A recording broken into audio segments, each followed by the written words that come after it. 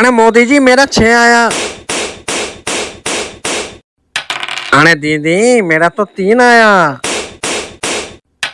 अरे मोदी जी आज आपको हरा के प्रधानमंत्री हम बनेंगे। अरे दीदी मोदी से पंगा मत लो दीदी।